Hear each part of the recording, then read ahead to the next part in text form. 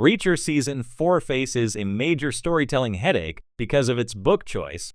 Prime Video's Reacher has quickly become one of the most reliable action series on television, thanks in large part to Alan Ritchson's towering performance as Jack Reacher.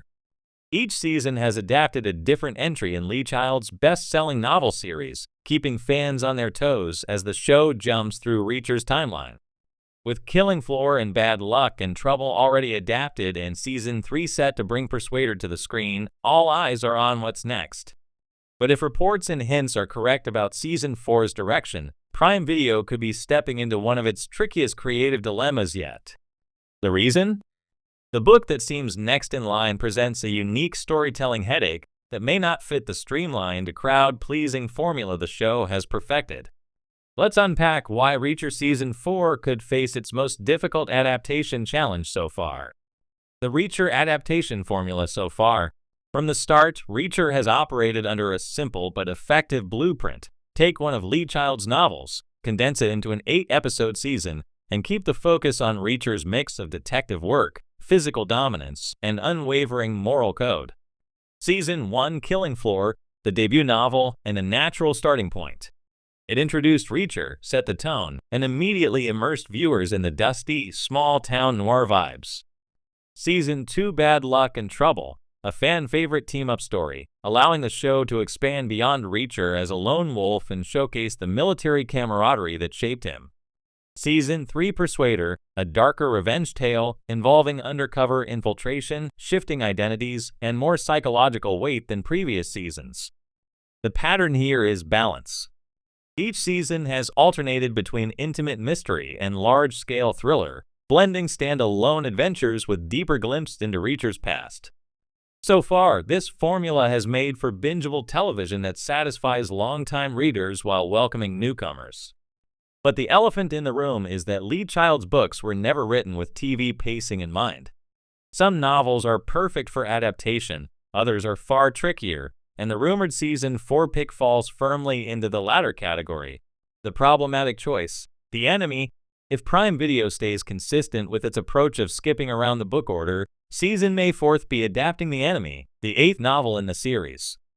While The Enemy is widely respected among readers, it poses several structural problems that could throw a wrench into the show's forward momentum. Why? Because The Enemy is not a traditional Reacher story. Instead of following his drifter lifestyle in the present, the novel is a prequel set in 1990, back when Reacher was still an active military police major. That alone changes the DNA of the story. Unlike the nomadic, rootless Reacher that audiences have grown to love in the first 3 seasons, The Enemy is tied to the army, bound by rules, and navigating military bureaucracy.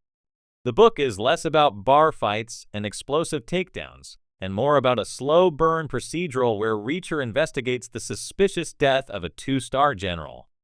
It's cerebral, methodical, and political, a fantastic novel, but a potential tonal mismatch for the show. Why The Enemy is difficult to adapt. 1. Reacher isn't the same character here. One of the biggest appeals of the series is Reacher as a free agent. He travels light, keeps no attachments, and solves problems in his own no-nonsense way. In The Enemy, however, he's still wearing the uniform. He has superiors, subordinates, and institutional politics to navigate. That means audiences wouldn't get the lone drifter they've come to expect. Instead, they'd see a more constrained Reacher, one less free to operate outside the system. That risks alienating casual fans who signed up for Ritchson's bare-knuckle brand of justice. 2. The mystery is more subtle. Unlike Killing Floor or Persuader, where villains and stakes are quickly apparent, The Enemy unfolds like a military whodunit. The central crime is a general found dead in a motel room. From there, the narrative spirals into questions of corruption, cover-ups, and political maneuvering within the army. It's engrossing in prose, but translating that slow drip of tension into action-driven television is no small feat. 3. The story relies heavily on flashbacks and military context. Season 2 already gave viewers a taste of Reacher's army background, but The Enemy dives in headfirst. Without careful adaptation, the season could drown in exposition about chain of command, army politics, and Cold War-era detail that modern audiences may find alienating. 4.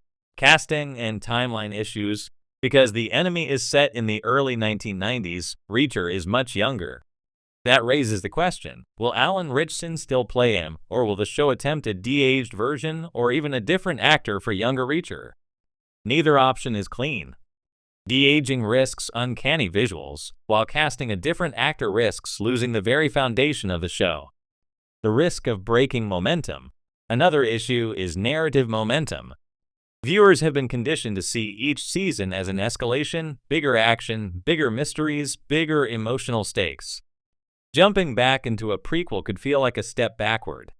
Imagine ending Season 3 with Reacher pulling off a high-stakes undercover infiltration in Persuader, only to shift into a bureaucratic army murder mystery in Season 4. It risks whiplash.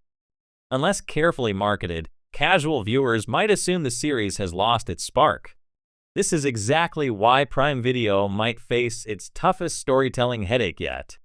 The potential upside. Of course, difficulty doesn't mean impossibility. If handled correctly, the enemy could provide some of the richest character exploration in the series so far. Deepening Reacher's origin, viewers would see the forces that shaped him into the drifter we know. His disillusionment with the army, his clashes with bureaucracy, and his refusal to compromise his principles all stem from these years. A chance for a period thriller. Setting a season in 1990 could allow for a stylistic shift, retro aesthetics, Cold War undertones, and a different flavor of detective noir that distinguishes it from other seasons. Military conspiracy drama. Audiences love layered conspiracies. Jack Ryan, Bodyguard, Homeland.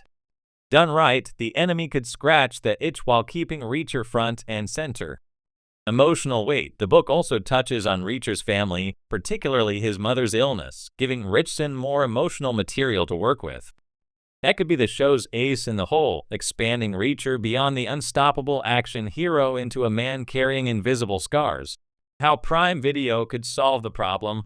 If Season 4 really is the enemy, the writers will need to get creative to keep audiences hooked. Some strategies could include 1. Hybrid timeline storytelling. Instead of making the entire season a prequel, the show could intercut between present-day Reacher and his younger self. The army mystery of the enemy could parallel or inform a present-day investigation, tying the past to the present. 2. Streamlining military politics. Much of the novel's detail about military hierarchy could be trimmed down. The focus should remain on Reacher's personal sense of justice rather than the mechanics of command structures. 3.